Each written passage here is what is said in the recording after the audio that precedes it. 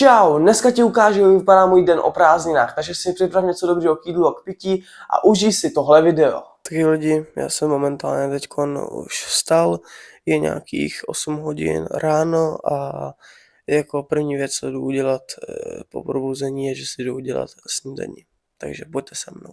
Momentálně jsem se už vyhrabal z postele, mám tady před sebou snídaní, je to ovesná kaše, jogurt a banán na tom. Je to nejlepší snídaně, co může za mě být, protože já si ji dám každý ráno a každý ráno je výborná, takže rozhodně doporučuju. A tohle je ta moje snídaně, fakt musím říct, že mega v topu. A samozřejmě k pití, tak tady mám klasickou vodu. To je nejlepší věc, co může být po ránu, je klasická voda. Hnedka po snídani, tak samozřejmě následuje hygiena, což znamená vyčištění zubů a tak dále.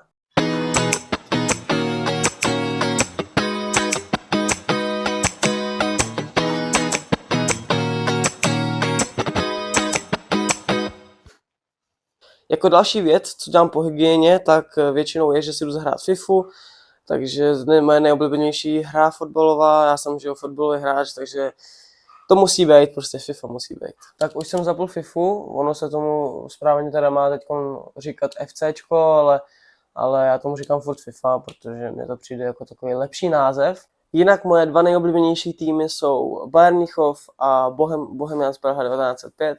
Bohemians Praha 1905 samozřejmě v Česku, na tu chodím do Julíčku. Pokud byste chtěli zase nějaký další vlog, tak určitě napište dolů do komentáře, napište chci vlog z zápasu a já to natočím. A samozřejmě Bayern Mnichov, tak to je zahraniční klub. Taky jsem byl na Bayern Mnichov, v tu dobu ještě jsem nenatáčel na YouTube, jinak bych vám to určitě natočil, ale bohužel prostě v tu dobu jsem ještě neměl založený YouTube kanál. Za Bayern Mnichov teď tak hraju ve FIFA a zahraju se asi tak nějakých půl hodinky a potom se půjdu chystat na trénink.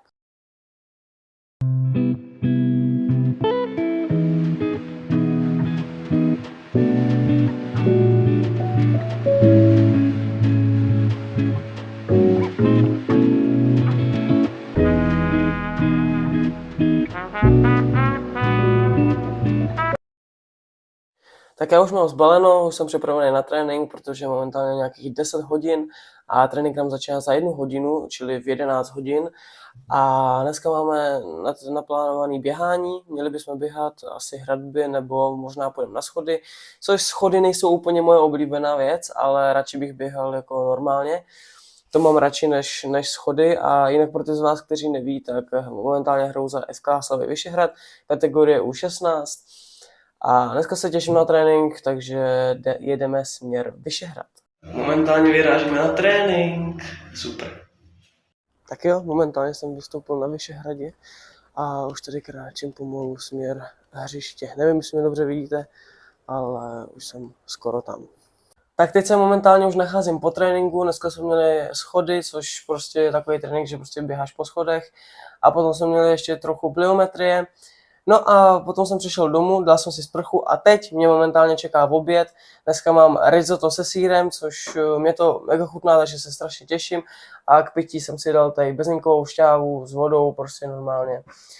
Takže bezlinkový nějaký sirup prostě s vodou. A takže těším se na to a jdu si to teď sníst.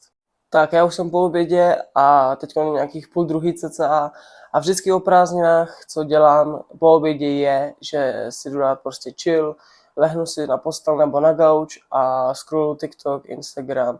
Občas se i stane, že na chvilku usnu, ale většinou ne, takže takový 2 hodiny si dám teď chill.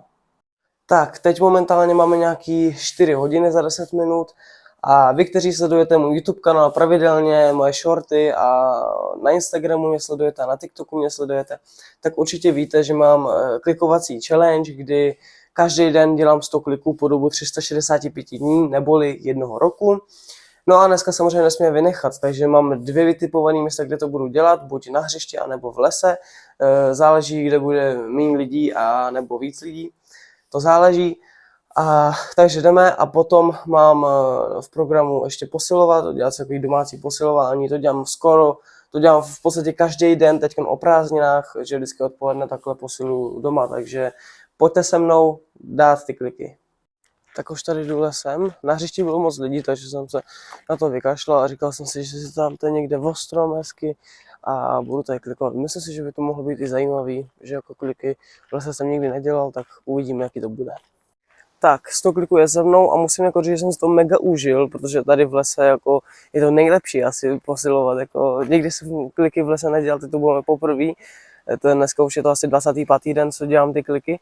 A bylo to jako super, musím jako fakt říct, že bomba. A já jsem jako malej nikdy do lesa moc nechodil, ale teďkon, jak jsem starší, tak mě začíná jako bavit chodit do lesa, prostě na procházky nebo i posilovat v lese, někde venku, prostě na trávě, je to fakt super, takže doporučuji určitě vyzkoušet. Omlouvám se, nenahrál se mi tady zvuk, ale říkám tady něco ve stylu, že každý den posiluju břicho, 2 cviky po 10 sériích.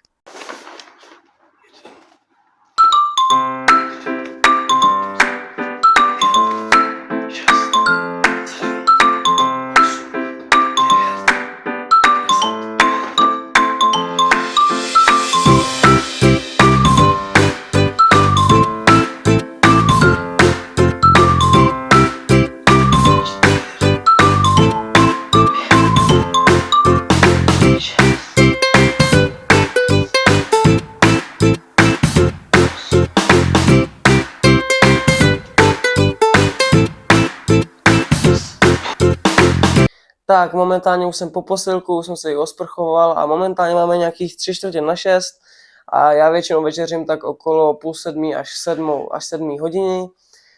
Ale dneska to bude trochu jiný, protože děda s babičkou mě pozvali na lívance a to zkrátka prostě nešlo odmítnout. Tak už tady mám takhle první palačinku a jdeme ji ochutnat. Takhle jsem si dal ještě korunní citron a jdeme na to.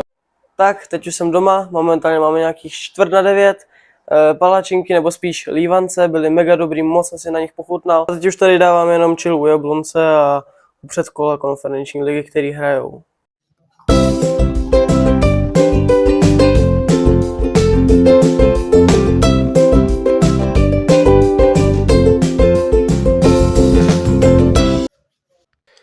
No a to by bylo z dnešního dne všechno. Já už se teď pomalu chystám ke spánku, nějakých 10 hodin, takže pomalu se už budu chystat ke spánku. Pokud se ti tady to video líbilo, nezapomeň hodit follow, like a zvoneček, ať ti další videa neuniknou, budu tady vycházet videa se sportovní tématikou, takže si určitě ten odběr dej a já se na tebe budu těšit zase příště.